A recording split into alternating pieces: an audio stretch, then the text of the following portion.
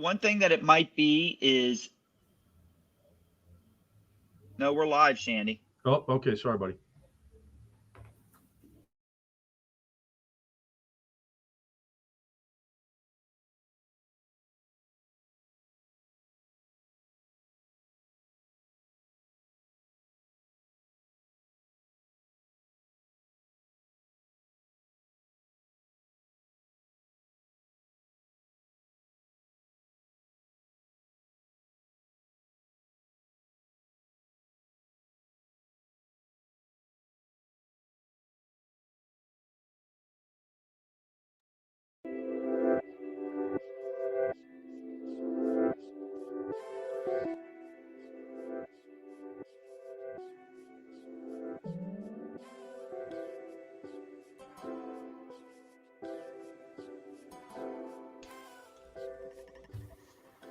Hello, everyone, and welcome to Move, Crush, Count. Today's interview is sponsored by J&L Marketing, a digital marketing agency helping business leaders outsmart and outmarket their toughest competitors, not outspend them. With J&L Marketing, you get to move the crowd, crush the competition, and count the money. Make sure to check out Move, Crush, Count for more and hit the subscribe button. Please hit that subscribe button so you get notified on future guests and new episodes. The title of today's interview is How to Increase Productivity and Professionalism Like a Pro. My name is Scott Joseph, and today I'm joined by the solutionist, a frequent guest on the program, Mr. Sandy Cerami. Welcome, Sandy. My man. We're also going to be talking with Arnold Gacita. In this episode, Arnold's going to be discussing leadership and training. So if you want to improve your sales, your professionalism, your customer experience, without increasing cost, make sure you tune into this episode. Welcome, Arnold Gacita. Thank you for having me. Thank you to see both of you. An absolute pleasure. Always great talking with you. You know, the first thing I want to do is make sure that the audience knows who you are, where you're coming from in terms of your background, your experience, so they can relate to.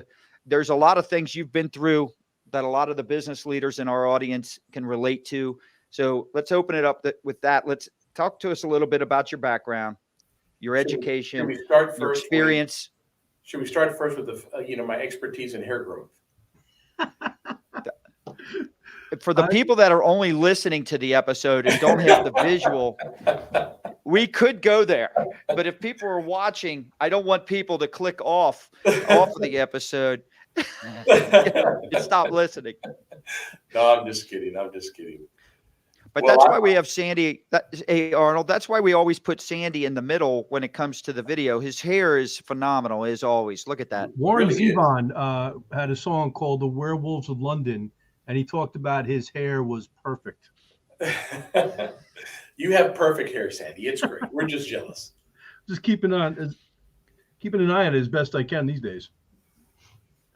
So Arnold, talk to us a little bit about, your background, especially when it comes to leadership and training, and then we can move kind of into some of our questions to help our audience with this. Sure. Look, I've been in the business for 31 years. 31 years basically selling automotive chemicals to dealerships. 31 years ago, I started at the ground level, knocking on dealer doors and getting accounts and working my way up in the corporate world. And it was all about training then, and it's still all about training. The methods have changed, but it's still about training. And so for 31 years, I've been selling automotive chemicals, from a salesman on the ground to an executive at a Fortune 250 company to owning my own company now at Petra. And so have you ever, especially when it comes to leadership, I've talked to you a bunch, so, I know your knowledge here, and I'm excited to dive into this. But when it comes specifically to leadership training, have you had any type of formal education, or has a lot of this come from on-the-job learning, lessons learned? This is all on the job. And I think most of the people in my industry, believe it or not, very successful people are typically on the job. The hard knocks of life teach the best. And I know that it's probably not the right thing to say in today's world, but 31 years and still learning. Right, Arnold. Yeah, and every day I go to school. The hard knocks that you get out there, and it's 31 years of no formal training, but life training, dealing with different types of entrepreneurs with different needs, and then not only dealing with them and trying to get them the solution they need, but then executing, which basically is leadership and training. Yep. So let's face it, the cost of selling gets more and more expensive. And so the way you offset that, right? And it doesn't matter what you're selling. If you're going to survive in business, you've got to be selling something, and you got to be doing that well. But that can be a very expensive proposition. So the question is always, how do we become more productive in it? How do we sell more without just throwing bodies at the problem, without throwing cost or additional expenses at the problem? So I'm excited about this interview today, because I don't care what industry you're in.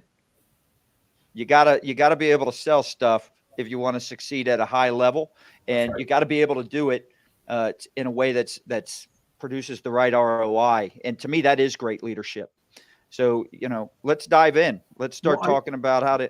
I want to pull on a thread that Arnold touched on before, which is execution, and that's the ultimate goal, is high levels of efficiency and execution. And that only happens when you've got great leadership and great structure training and perpetual structure training in place. Would you agree, Arnold? 100%. And that you learn from them. It's funny how many times people have processes in place that they don't follow themselves. They're set in their ways. Nobody can tell them anything. And look, I own my own company. I've been in this for 31 years. I hope to God I learn something every day. When Sandy always throws out these phrases, pulling on a thread, different things like that, I'm just glad that the vocabulary in that phrase, we didn't have to pull out a thesaurus or a dictionary. But, it reminded me of the Black Widow in the Marvel movie. I believe it was one of those Captain America movies where Black Widow goes, "Careful, Steve. You may not want to pull on that thread. You may not know what you want." Yeah. Well, so Arnold, vocabulary, my friend, is a prison of the mind. So listen, down at our business bourbon and cigar event, Sandy, I'm bringing a dictionary, and I'm going to let people know in advance. I'm going to keep it up at the front. And anytime you speak, if they get stumped, there's no shame in walking up and looking up some of the words you use to make sure they understand what you mean. Yeah. I just want to know how big this sweater is if we're going to keep pulling strings, because eventually we're going to run out, right? That's right. I have somebody on the other end of that thread continually knitting. I was actually on a call the other day, and we were trying to do this deal with the company that we're trying to acquire. And the guy would say the same thing. He goes, "Let me just pull on this thread." And we were like a 2-hour call. Let me pull on this thread. Yeah. And every time he kept saying that, at the end of the conversation, I said, "Is there anything left? Is the jacket still there? Is the shirt still there? Because we've been pulling on this thread all day long." Right. Yeah. It's great. All right. So, Arnold, give us a tip or something that you wish someone had shared with you about leadership and or training, either of the two, when you were first starting out. I think I have 3 mentors in my life that have helped me get to where I'm at. My father, my grandfather, and my ex-boss, the person I reported to when I was in corporate world. Both taught me this. All 3 said this: you're continuously in training. You're always learning. Yeah. So I look at life as training, right? It amazes me how many times people keep making the same mistakes over and over and over and wonder why they haven't changed, and it's their training methods. I think the world has evolved a little bit too, right? When we started, I'm not saying you guys are old, but I think you're about my age. But when we started in this, in my industry, people paid big dollars to consultants to come in. That's kind of faded away a little bit, although that's very important and needed for the right person. But they would never look internally. In addition to that consultant, you always also had to look at people inside. And I think that's the people that trained me. That's what they were good at. We always looked at success stories within, and we tried to get them to train the team. So I learned from people before me who started in, as an example, South Africa, selling chemicals, and how they worked their way, and I learned from that guy. I think that's my answer to your question is I am always learning. I was taught to always learn, never to be cocky, always let my mind be available to new things. And I'll tell you what, this world moves fast. We didn't have Google. We didn't have, smartphones. We didn't have all the apps that we have today. We didn't have podcasts. And we really needed to adapt as fast as we could, because the world was really adapting before we even knew it. Yeah. Arnold, I would agree. Where do you go? Oops, sorry. Go ahead, SJ. I was going to say, where do you go to for your content in terms of where you're wanting to learn, specifically on the training side? Depends what I'm training, right? So if I'm going to go, depends what's going on. If I just came back from a meeting with some high level executives, right? So my personal way of training me is I want to be part of groups, almost like a 20 group, but different organizations of people that are way better than me, that are a lot more successful than me, that I sit in a room and I go, I'm the smallest guy in this room. I'm the guy that knows the least, and I learn. And I can tell you that I learned from these guys in a matter of 24 hours, more than I've probably have learned in the last few months. In my head, I kept saying, man, don't say a word because you're going to look crazy, because this is high level stuff. And so my personal way of learning is I associate myself, or I get involved in groups, some that are not public groups, some that are just a group of very successful business guys that mentor and get together, and I learn from those people. That's the way I do it for me personally. I can tell you that in our world, I'm always looking for people similar that have successes. So just using the dealership example, if I want to, especially because the people today, when we were growing up, if somebody said, that red car is green, we pretty much believed it, no matter what. And we were taught that way, right? Don't ever back talk to your parents and all this. So our minds were set that when people in authority tell you something, you pretty much accepted it, even though deep down inside you were like, that doesn't make sense, but you went with it, right? That's the way we were taught. Today's generation, they're going to question everything. They're going to challenge everything. They're going to verify every single data you give them to make sure it's truth and honest. And they're also looking for relationship. So I think what's happening in today's world is that the best consultants and the best trainers are those that make a personal connection with the student. So Sandy comes in and talks about his personal story. That's a connection. That's the best training you can get, because Sandy's not saying, this is what I learned at Stanford. Sandy is saying, this is what life taught me, right? Arnold, you just served them up a softball. I want to be very clear about something. Those words have never come out of Sandy's mouth, even if he did learn something. Right out of my mouth, Scott. Right out of my mouth. But to Arnold's point, Arnold not Liberty. This is not what Liberty says. But my point in that is that to train. So when I work with some of our customers about training their people, be it sales or advisors, we have a training that we set for sales and advisors.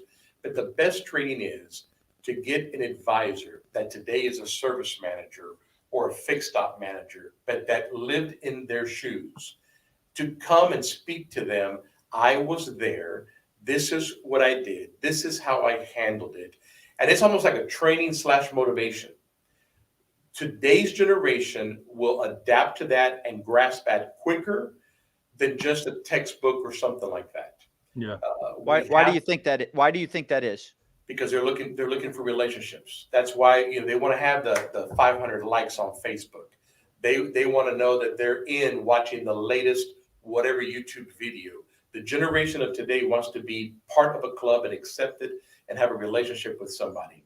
So the trainer has to be able to connect and relate to them in a personal level. And if the trainer can say, I've been there, I did this, I started as a salesperson, and this is what I did that made me successful. And in 3 months, I sold this many cars. And in 2 years, I became this manager. And then I did this. And here I am today. An example, Sandy and I, had the privilege of eating dinner with a gentleman a couple of weeks ago. His story is great. The guy started out as a technician. He's a fixed up a manager now, right? So he can go to every technician and speak their language and build a relationship, and this young generation will capture it better than me coming in because I'm some great scholar telling them how they should do things. Right. Arnold makes some really great points, as usual. And, you talk about relatability, Arnold. It's so critically important that the student, if you will, for lack of a better way of putting it, feels as though the person that's sharing the information has some level of empathy and understanding of what they're going through. And if you're absent of that, I think that you can lose a majority of the lesson as a student. If you don't feel as though the person delivering the message is doing it in a way that's relatable, I think there's a lot lost in translation. The other thing you talked about was the fact that people are learning differently.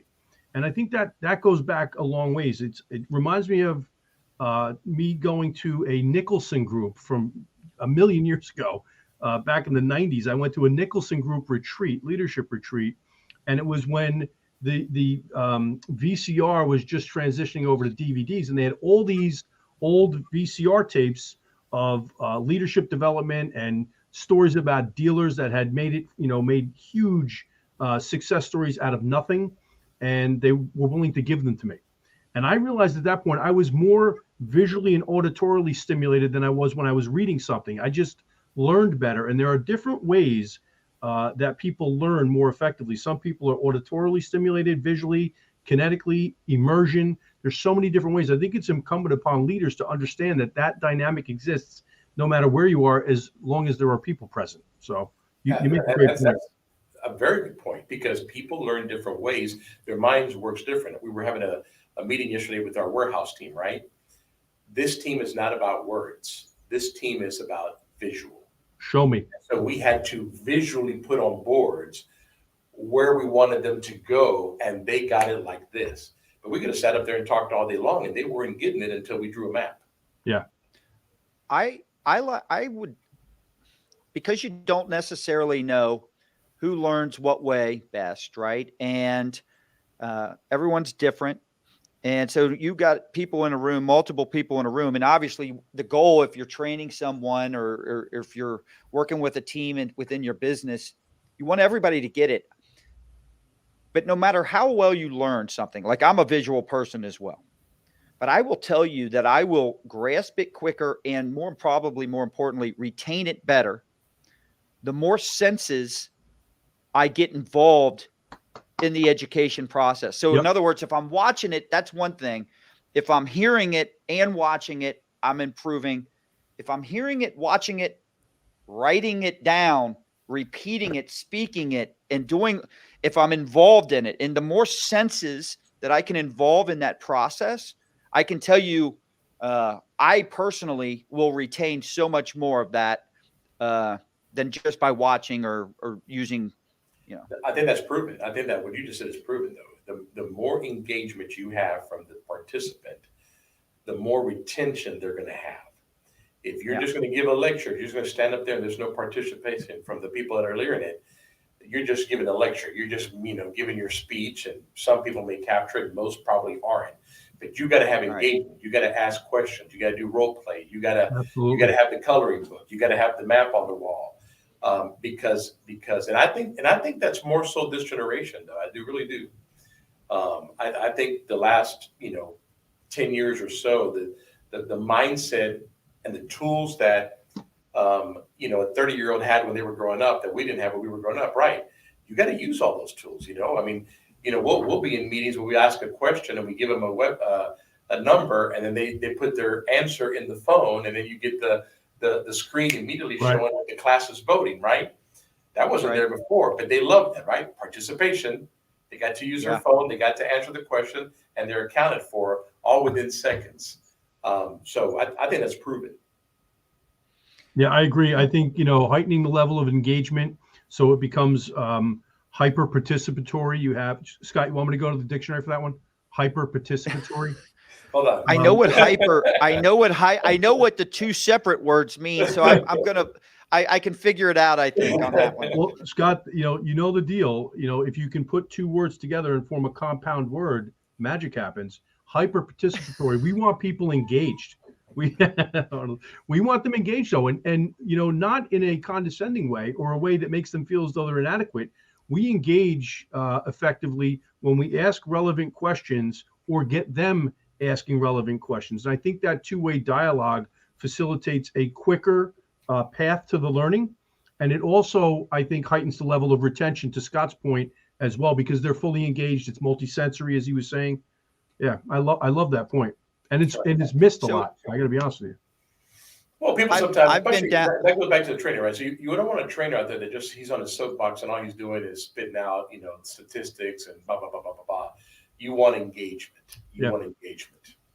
I couldn't agree more. Let me ask you. So, Arnold, I've been down to your offices down in Houston, and you've got a great setup.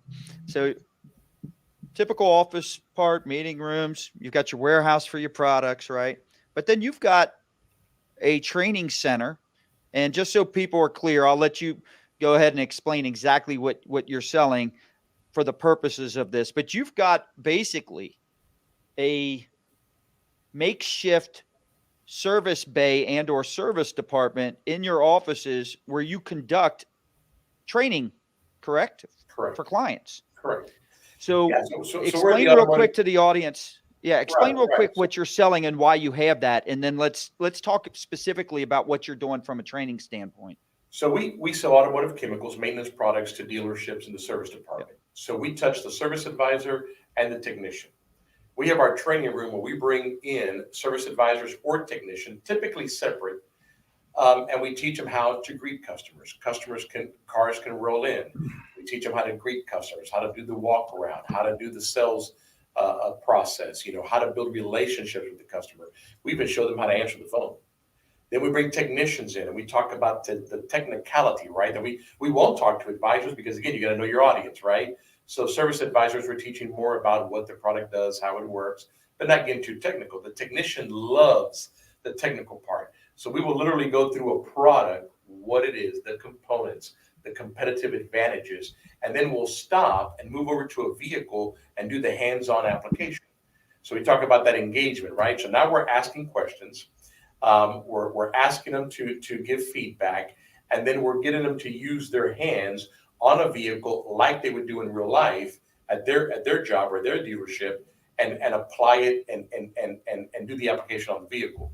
So that's our training. I mean, everything we've talked about is what we do in that room, be it to advisors or technicians. We also use it to train our distributors that come in and we do a whole full-blown. But even with our distributors, you have a business owner, a guy that owns a multi-line distribution job or warehouse in Ohio, and we bring him in and we tell him, don't wear a suit and tie. Comes in jeans and a t-shirt because we're going to get dirty. And we literally walk him through, this is your job as a distributor. This is what your salespeople will need to do to sell to a customer. This is how the service advisor will sell. And he plays each role, right? He's not sitting down. He's actively playing each role. And this is how a mechanic is going to work on a vehicle. And we have him hook up machines and do the services. I mean, we sell detailed products. Our last day, we told them to wear shorts and t-shirts, and we pull cars out, and we literally wash cars and detail cars inside out.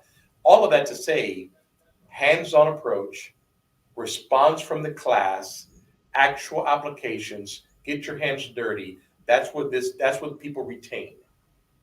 Yeah. And so, you may have just answered my next question, but I'm going to ask it anyways. That was when you invite smart people on, Scott. Sorry. Yeah, it makes my job easy. Is there something over the years that you think's kind of cool, effective in terms of that might be a little different in terms of what you do from a training that you're like, you know what? That really clicked with people. And that's something now we're doing from here on out. Something that if someone else in our audience is hearing, they're like, I may not be able to do it exactly like that, but that gives me an idea and I can do something similar and apply it in their own business applications. Well, again, just my world and my business, right? So we have a top management group. Things that I think are cool that I've done that I think are working. This interview is about training and leadership. So this is kind of leadership, I think, because one of the things that I do that I've done lately, and I think it's cool, is I incorporate spouses in our training or vision casting meetings. So when I meet with my top management team, Brilliant. I actually invite their spouses for a couple of reasons. And I start the meeting by thanking them for allowing their spouse to work here and the time that they've put into it, because I know that the time they put into Petra is time taken away from time with them. Brilliant. And so I acknowledge them, I thank them, and I make them part of the team. Some psychology back on that too, right? Because the spouses are in, you're going to get great employees because the spouse is like, hey, are you doing this? Are you doing that? And then we go through a training class, whatever that class may be. It may be a class about vision or where we're going to go from here to there, just some goal setting classes. Again, I don't invite them to every single one, but I do make it a point just about every quarter to get together with our top management and their spouse and include them in the training or the event we're having so that they can be part of it. So when you talk about cool, that's a new cool thing we've been doing for the last couple of years, and I think it's been phenomenal. There's That- so much I love love that. about that. Yeah, so much I love about that, SJ, right? I mean, it's smart psychology, and it comes from a genuine place where you're not pandering to the spouse or the significant other. It's a genuine involvement with the process and what the ultimate goal is for everybody. Right. It's I was gratitude. going to ask how frequently you do it, but you said you're starting to do it quarterly. And let me tell you what I love about this.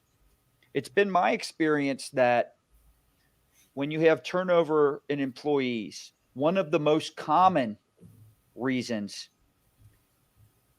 if you're paying attention and you're listening to the conversations and you're listening to what your employees are telling you, if a spouse isn't happy with a person's career or where they're working, you're not retaining them long. Forget it. They are out. And to your point, They weigh a those lot last more. few months, those last few months while they're there, they're not that great there. And so because they're not happy, because they're getting pressure at home, and it could be other things. I don't want to blame it all on the spouse, right? But you're onto something very big here. If you can get the spouse to buy in and be enthusiastic about where that person works, where their spouse works, right? I really love this. How soon, other than retaining people and or having happier employees and a better culture, was there anything that you noticed and how, like, wow, I noticed this is actually helping, and or how long did it take before you started seeing results from something like that? Well, from something like what I'm talking about, including the spouse, usually the results immediately in many ways, right? The employees are happy, ecstatic that their wives came in and get and understand our vision and what they're working so hard for, right? Especially that top management group. And you've been here, you know the culture here. These guys, I mean, they drank the Kool-Aid. They'll do anything for us. They love what we do. And so they're dedicated. And when you bring the wife along and they drink the Kool-Aid and are as dedicated as the employee, although they're not the employee, you immediately see the demeanor in the employee change, because it's almost like my wife knows what I do. My wife knows the goals and the visions we have, or my husband, whatever the case may be. They're part of the team, And I'll tell you something else. The next time you have your meeting, it's funny because you'll have spouses say, did you guys ever achieve this? Did you guys ever do this? They begin to ask questions because they're part of the goal. I just had one maybe 2 or 3 weeks ago, and I gave a card with our goals for the year. Here's I did like a little state of Petra, right? This is where we're at. This is what we're doing. This is where we're going to go. I gave them cards. These are our goals. And I handed out the cards to everybody, including the spouses, right? What will happen at the next meeting is somebody will say, hey, did we ever do this? How's this going? They don't work here, but they're part of the family. Yeah, that's awesome. Hey, let me ask you, when do you typically do this, like day and time? Because Saturday. A lot of spouses so it's on a Saturday night. All right, so hold on. So let's walk through that just a little bit, right? So now you're asking employees and their spouse to give up their personal time, so to speak, on a Saturday night. I know that is it literally just a meeting, or are you doing something above and beyond to make it, No, we do a nice dinner. Yeah. Okay. All It's right. not just a meeting, it's a nice dinner. Yeah. And I ask everybody to give me the date that they're available. So the team that you're going to invite, I like to invite your spouse to it. Can you give me some dates? Here's what we're thinking. And then you start narrowing the dates. People will have different days that they can or cannot, but you will eventually come to a consensus. And we have a very nice dinner. You also make it short, right? I think it goes maybe 2 hours at best, because you want to respect their time, right? And again, it's mainly thanking them and giving a little bit of training or vision casting, goal casting, and then you're out. And then you're out, and they love it. And what happens is once they come to one, that the first one, like if you have a new employee and they've never been to that experience, there's always like, oh my God, what is this about? Because they've never had it in another company. But once they come, they're in for the next one. They love it. They love meeting the other people. They love meeting the other spouses. Yeah. And you begin to be a family, and that's always been my goal in our company too, because I worked for a very large company prior to this. As we grow, and it's not easy, I try hard to maintain that family. Yeah. You can't have a great, I was going to say, you can't have a great culture, right, without great leadership. I mean, 100%. It's impossible. To me, this is gold right here. It is, because I love the fact that what you do, Arnold, is you tie it to bigger purpose in the form of vision for the company, but you don't allow the company vision to blur or dilute the vision for the couple, right? So they have goals and aspirations and dreams themselves. And so that you end up hitching that to the bigger vision and the bigger mission of the company. I think it's such a brilliant way to bring people into your culture and your organization. And you make the learning and the training piece of it, not simply learning and training, but they become part of something bigger than themselves per se. Absolutely. And they buy into they buy into the whole thing, right? So this is where my husband or wife works, and they buy into it. Look, we had a lady call HR because she wanted to throw her husband a surprise party.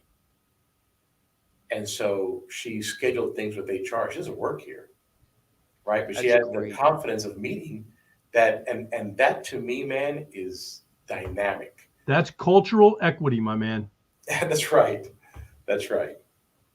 As we're talking, I'm thinking of the movie The Firm with Tom Cruise a few years back, where this was taken in a completely derogatory direction, where everybody did everything with the firm, but there was a little bit different motive behind it. Right. We don't do everything, but we do try to do some things. Yeah. We could go the Goodfellas route too, where all the families got together on a regular basis. But I love the way you tie it to that bigger sense of purpose. I think it's brilliant. I got to tell you, I get asked, and Sandy, you may have asked me this on one of your podcasts. Hold on here. I got a couple comments here. We got one from Marvelous Ron here, and then Michael Poro. So I'll get to those in a second. But I got to point out, and Sandy, you may have asked me this, why did I start this podcast? And the first answer is obviously it's an opportunity to help other business leaders where we share ideas. But I have to tell you, there's a side benefit to doing what I do here. I'm interviewing brilliant people.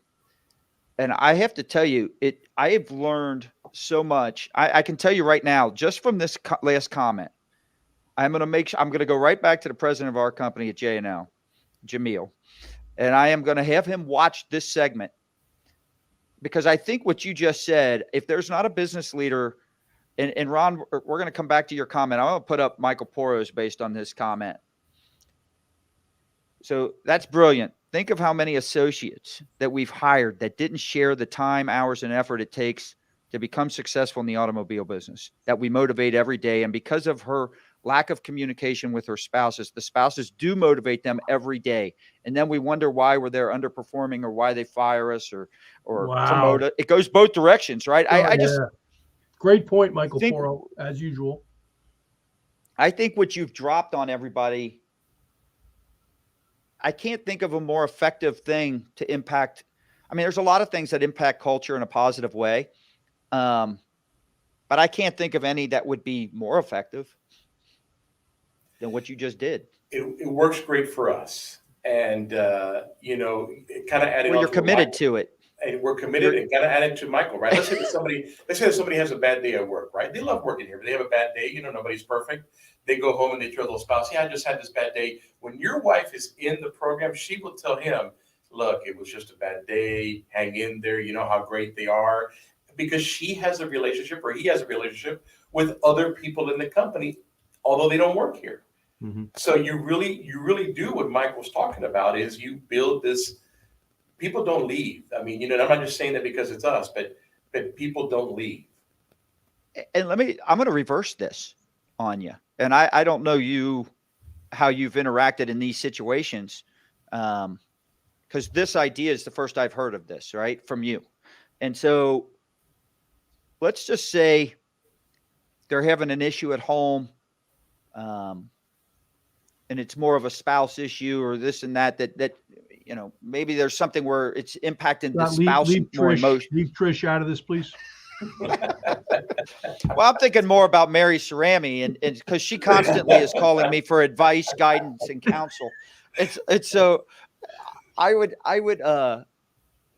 imagine you as a leader, if one of your, not to say that you wouldn't have prior to this, all right, but even more so after uniting like this and getting to know the spouses better, that if there is an issue that maybe in the past, without doing what you're suggesting here, you might have been like deep down, why is that bothering? Why is that impacting him at work? That shouldn't impact his performance here or her performance here.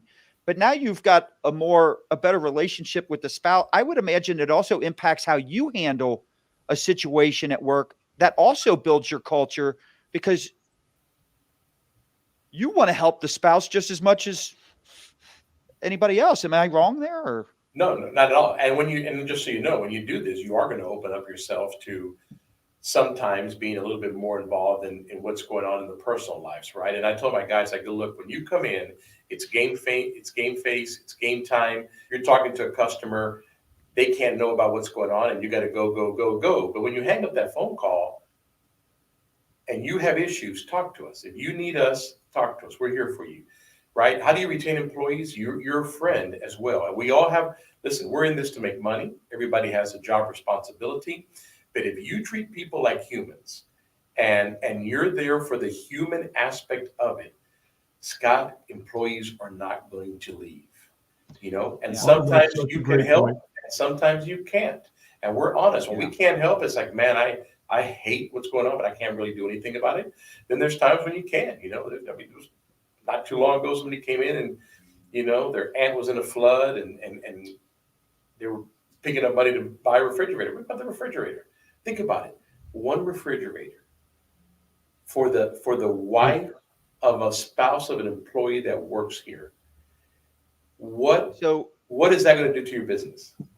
Do you realize so just so you know, I can relate to this firsthand. So, I've got a new child on the way due in June. We do. We're all supervised. Mary Cerami has called me no less than 5 times wondering, can you talk to Sandy? Can you advise? So I didn't want to get involved in that type of personal thing, but I have now because I'm invested. Some things you got to say, I'm out. Right. Well, exactly. No, I'm not saying to help contribute. She's trying to get me to convince Sandy to step up to the plate. Listen, I have to be honest with you. All I can tell you is our friendship is strong. You and me. I have to say, and I try to tell her, I said, Mary, from what I understand, Sandy's trying his best. Okay, he's doing the best he can. Good enough, right? Look, I want to go he's back. He's basically saying he's giving it all he's got. Listen, keep it coming. That's it. Arnold, have you ever seen Superman when the bullets are hitting in the chest and they just bounce off? Yeah. I mean, every morning in the phone booth, it's a little tight for me, and the tights are getting a little, claustrophobic. However, I'm still repelling the bullets. Now, I want to go back to something you said because I think it's important to note, and I love it because you talk about the people aspect of the business, and ultimately we're in a business where it's human beings that we are working with on a daily basis, and human beings are going to be human, whether we like it or not. And that sometimes means they can be superhuman. Sometimes it means they can be subhuman. And those folks usually get spit out of our culture like poison. But the human condition speaks to the fact that every once in a while, we're going to have a bad day. bad stuff is going to happen to good people, and stepping in and just sometimes being an ear or a shoulder for a person, or even more so, as you said, making an investment in a simple refrigerator. Beyond the fact that it pays dividends for you in the business long term, and people understand that you're not just there for the almighty, you do end up with a long-term business benefit as a result of it. But the core of what you're describing is being a human being as a leader, and you will attract more quality human beings when you are a quality human being. Oh, absolutely. And when people want to come on board and they ask you questions like, how long has so-and-so been here? And you go, yeah, we've been around for 12 years and she's been here 11. Yep. Right? That means something. Yeah. I love the third-party validation piece of it, Arnold. I mean, when you have prospective new hires that are going through the interview process, who better to speak to them than the very people that make up your culture, right? And have them go through the interview process. And there's going to be questions that fly in both directions that will help you exclude those that don't fit culturally and attract those that do. Yeah, and that's a good point too, because when we interview people, I interview if they're a direct report to me, obviously I'm going to interview them, but then we set up a second interview where I'm not involved. Smart. And the people that report to me, one or two will interview that person for many reasons. I need another opinion that's not just mine. Yeah. I need to see if the chemistry works. And in that interview, they will ask that other person, hey, how is it working here? It takes a little bit more effort, but the dividend that it pays long-term continues to pay over and over and over again. And that's I think, an easy way. When I talk to business leaders very often out there, whether they're clients, prospective clients, or just other business leaders that are out there, and they'll tell me, Sandy, it's busy. Who has time for this? Who has time for that? And my response is usually, I feel the pain of the clock. Everybody has the same challenge as it relates to time. We get what we get, and that's it. But when you take a look at what is the return on your time invested, and will it pay dividends perpetually long term, it makes it easier to make the decision to kind of call a timeout, put something else that's less important aside, and dedicate it to the time you invest with your people, whether it's onboarding, whether it's being a shoulder to cry on or an ear to listen, or help them with a challenge, or as we're talking about here, to take the time to train and develop them to be a better contributor to your organization. The time that you take invested up front pays dividends long term. And you have to stop. We're all busy, and it gets busier and busier, and more crowded. But you have to purposely stop. Yeah. And listen and pay attention to your people. Yeah, no question. So I wanted to show a little love to Ron, who has a comment coming in from our LinkedIn. And by the way, everyone listening, this one is being recorded live. So whether you're watching it live on YouTube, Twitter, Facebook, LinkedIn, some comments we get on StreamYard, some we do not. So if we don't, we'll have to go back to you after the fact and answer your questions, depending on what platform you're watching on. So, but we invite the questions. But Ron's got a good one. Thank you, Arnold. I love what you said about being a student for life. What are the most important topics, characteristics for people to learn throughout their business career life? At this stage of your career, what's the topics that you spend the most time on learning? So 2 questions in there. I'm getting ready to take notes. So that's a good and deep question, actually. It's my guy. I think today in my stage of life, I listen to people that have had a very high level of success, right? Because when you're 0 and you grow by 20%, well, that's phenomenal and hard to do, but it was a little bit easier than when you're up here and you want to grow 20% or 50% or 30%. And so today, my stage in life is I'm trying to make sure that I associate with and join associations that have people that are well beyond where I'm at and have achieved a lot more, so that I can learn from them. How do we double the business when you get to this point? How do we grow by 50% when you get to this point? And what's the headaches when you go from here to here that I got to be ready for? And kind of try to learn from other people's mistakes and their successes. So today in my stage, that's it. I'm trying to hang around people that have already made it to my economic level for the business, and how do we get to the next economic level, and what are the challenges when you do that? I love that answer, buddy. You know, Jim Rohn, the great Jim Rohn, used to say all the time, he says, you know, hey, we're doing okay. A group of us, a bunch of millionaires get together all the time. But every once in a while, we invite a billionaire and he comes in and says, you guys are doing pretty good, but you might want to take a look at these one or two Could things. do a lot better. Yeah. You could Right? do a I lot love that. It's the aspirational, inspirational impact. And let me add something else to Ron's question too, because not only do I want to hang around people and be part of associations that have people that have done a lot better than me, but I also want to hire people that are better than me. So just because I own the company doesn't mean I should have people that are below my intelligence. I want to hire people that are above my intelligence. I want to hire people that are just rock stars, because you can learn from your employees, coworkers, people that report to you. You can learn from them. And so I try to hire people that are going to, you know, knock it out of the park, and we're going to learn from them as well. And we're going to do this together. So it doesn't just have to be this outside group, which is very important, at least for me, almost like a mentorship thing. But you can hire rock stars within your organization that teach you and take you to new levels. That's a great point. You know, it's funny because Scott has said the same thing in the past, and he always remarks about how easy it's been for him to do that in his career. That's another thing that makes it life a lot easier, you know?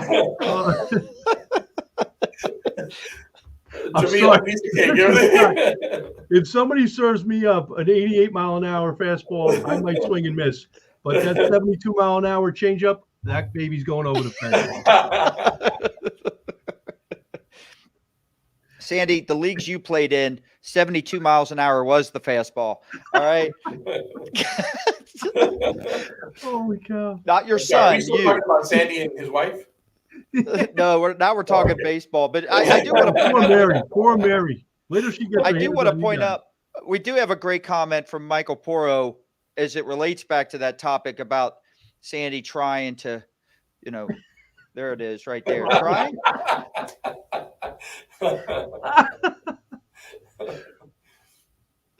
That's great. All right. So his last comment, I think, is a great one with respect to, you know, interviewing not just the candidates right there, but interviewing the spouse as well. I think it's brilliant. Are you doing any of that, Arnold? No, when you're in. Well, let me take that back. Depending the position, yes. Depending the position, depending the position, we will bring the spouse down. My wife and her will actually have a spa day or go to dinner or whatever while we interview the person. So it depends the level that the person is coming in. We will interview the spouse and probably spend a weekend or a couple of days with them. What we'll do is maybe if someone at executive level or something like that, we'll schedule a dinner with the spouse and the candidate, and it's usually somewhere towards the final stages, and do a nice dinner and stuff like that. So yeah, I think that's important because to Michael's point, you know, you kind of get an opportunity to set the expectations so there are no secrets or surprises with both people. So somebody you're interviewing with may not go back home and sit there and say, yeah, I'm going to be, you know, there might be some weekends I have to throw a little time in, or sometimes it's not going to be 40 hours, you know, or whatever. Right.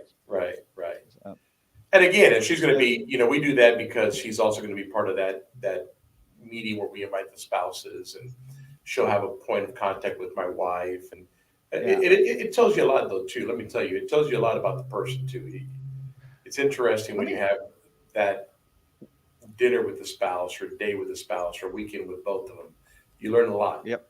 I think the dynamic is much different, right? You're going to see a completely different perspective with respect to the person that you're interviewing, and certainly you're going to get a different feel for what they're like at home based on how they interact with the spouse. You get I would say a multi-angular view. How's that, Scott? Multi-angular view.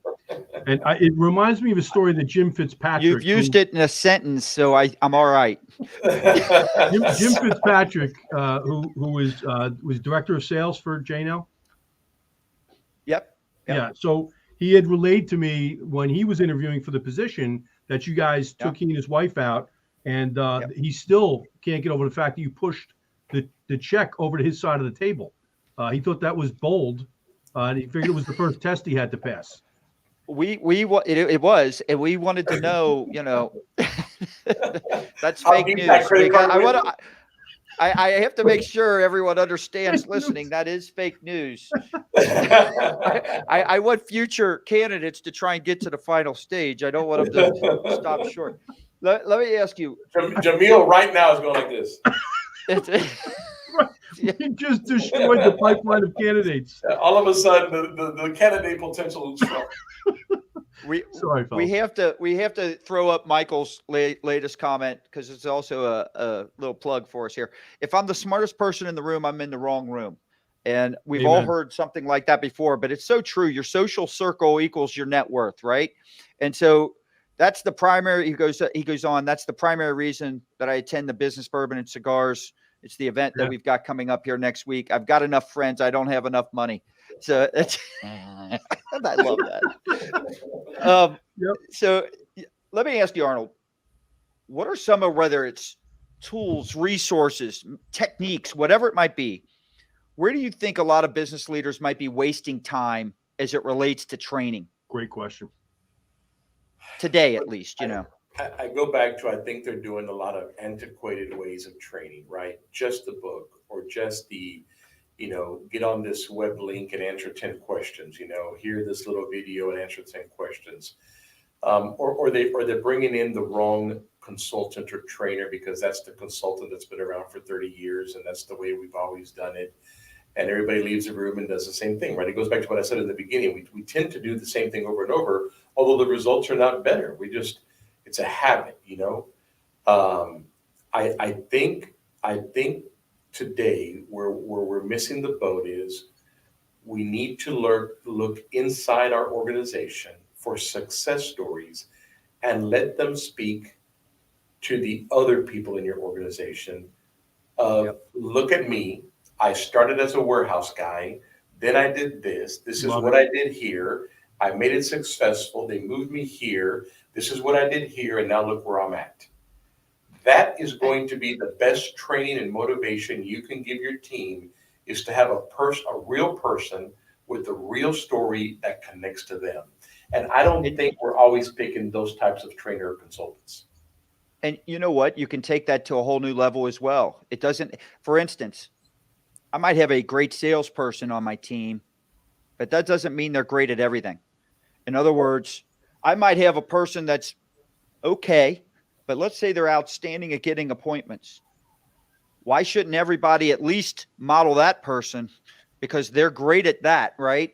Now that person may have to model some other things in terms of maybe pitching better, selling better, finding out the wants and the needs of the customer better, closing better. And that's what you do as a leader. You're right. So if I want to motivate my sales team, right? I'm not talking about calling leads on the phone or anything, but I want to explain to my sales team. I want to train them to know how to talk to a customer and close the deal.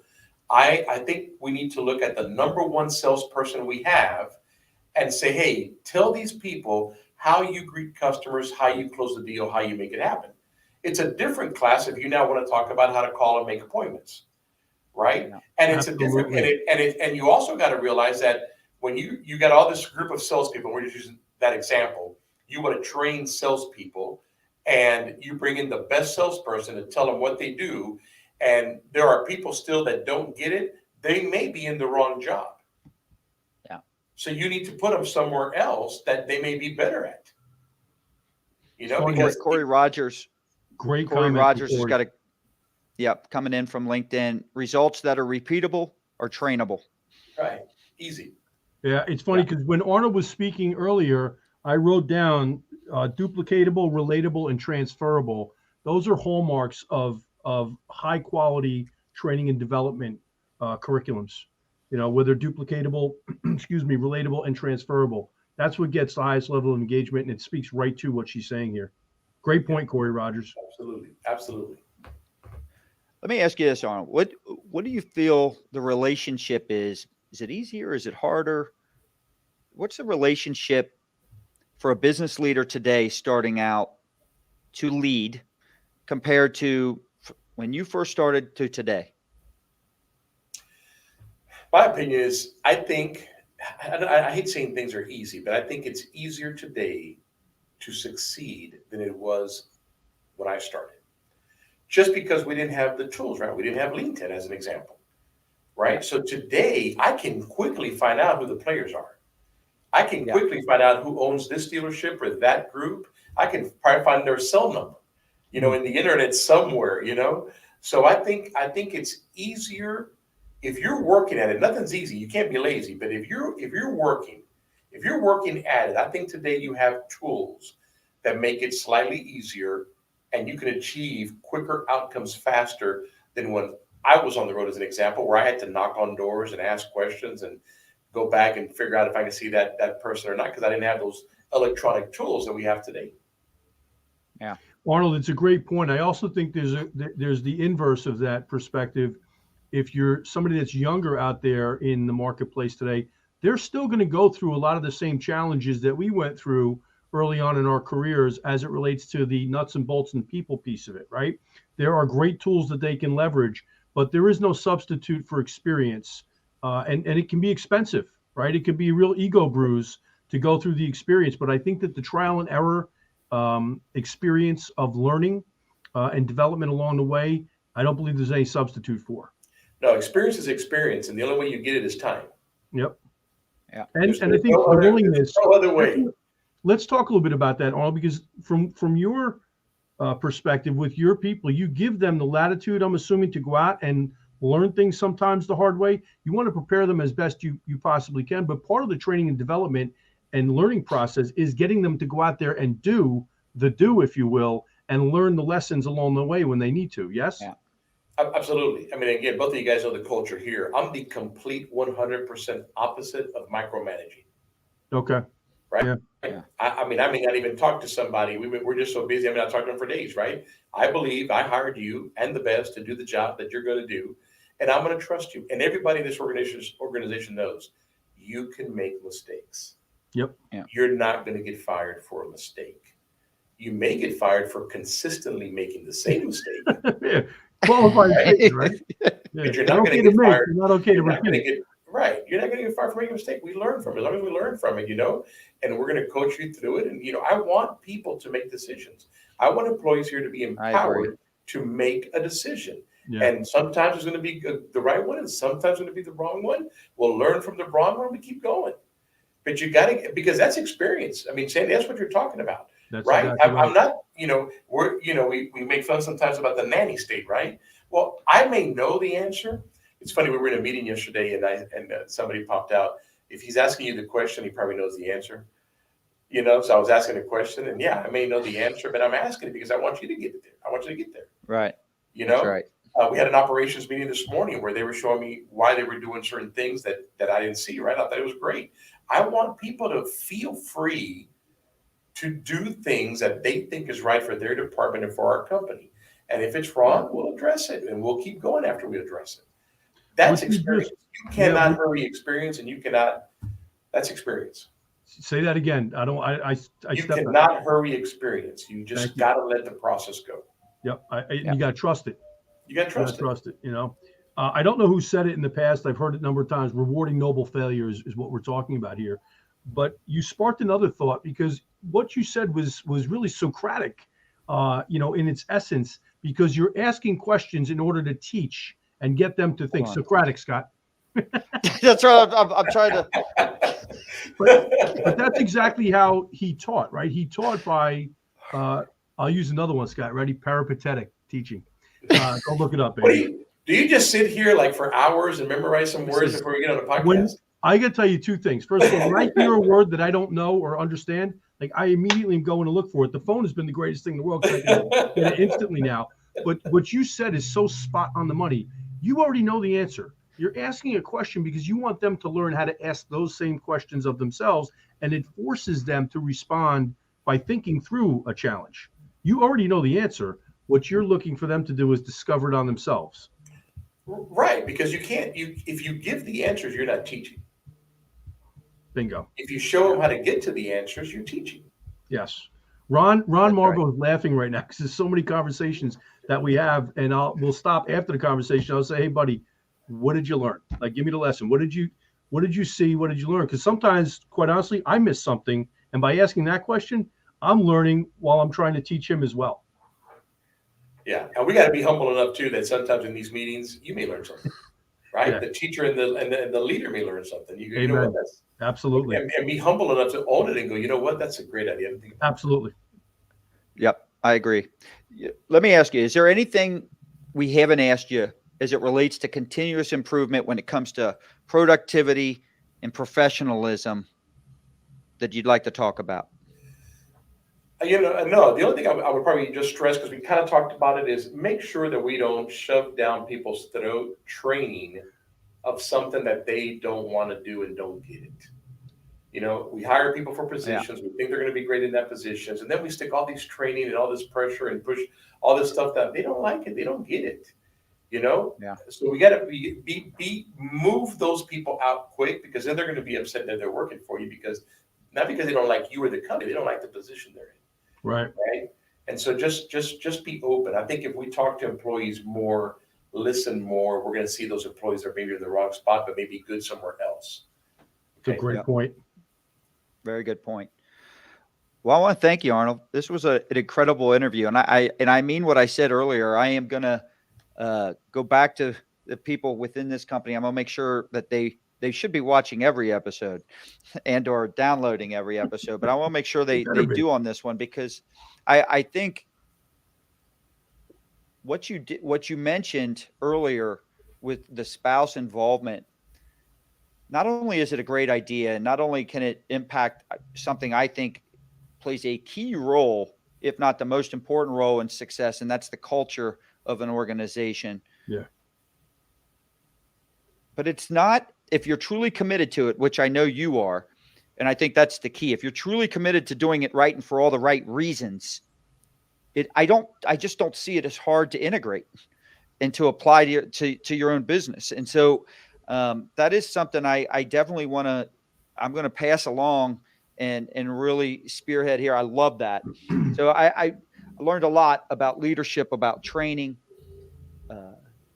More importantly, I think everybody that listened learned a lot about improving productivity, professionalism.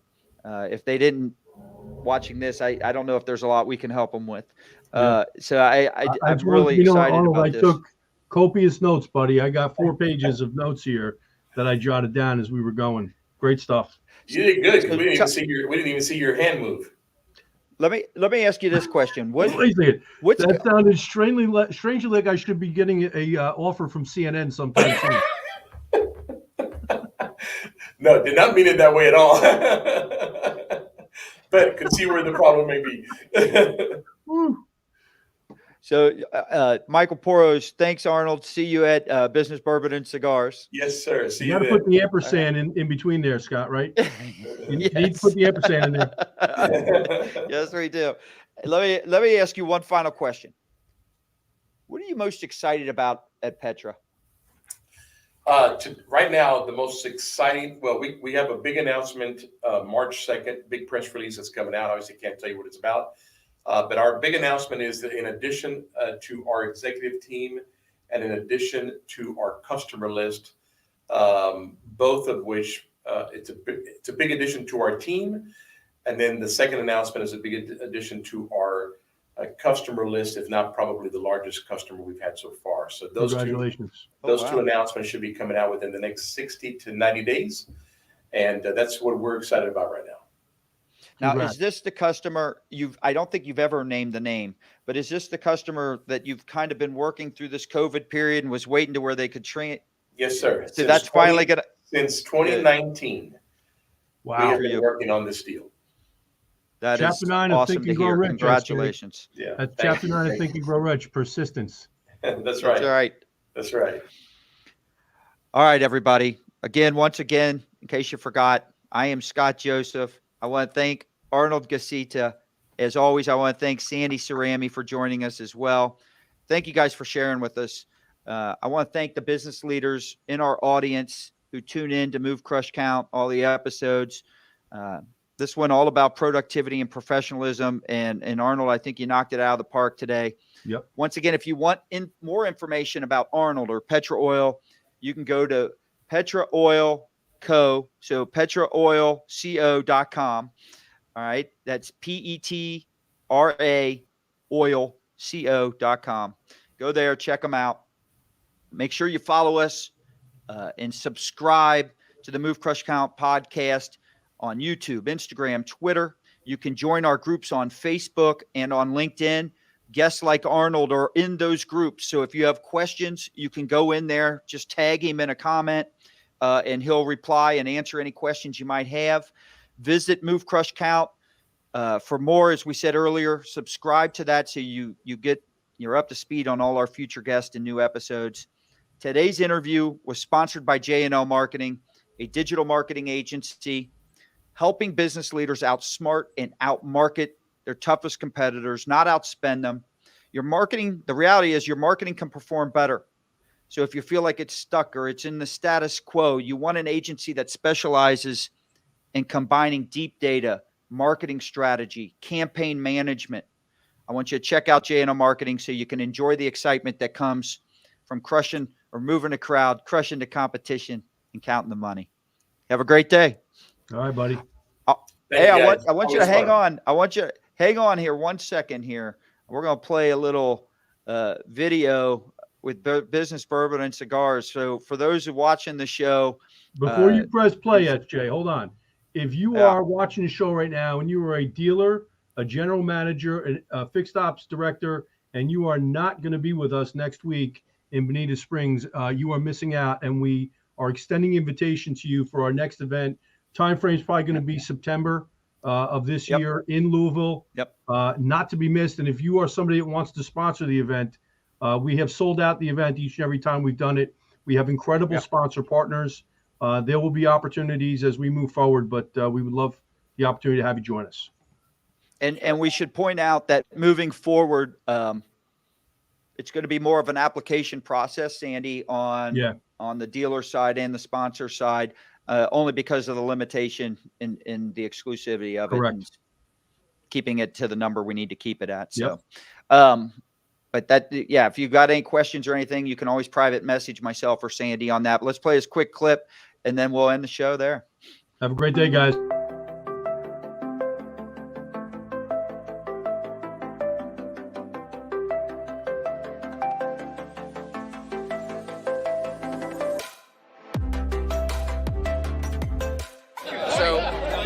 Coming here, I was looking at some of the subject matter, and I was like, I don't know I'm going to get a lot out of this. In the first session this morning about inventory, it made my 3 days worth the trip. I love being around like-minded people, but most importantly, I want to develop a relationship with industry professionals that I truly respect. I love their knowledge, what they can bring to the table. If you want to learn more and push yourself and get outside of your comfort zone, this is the place to be.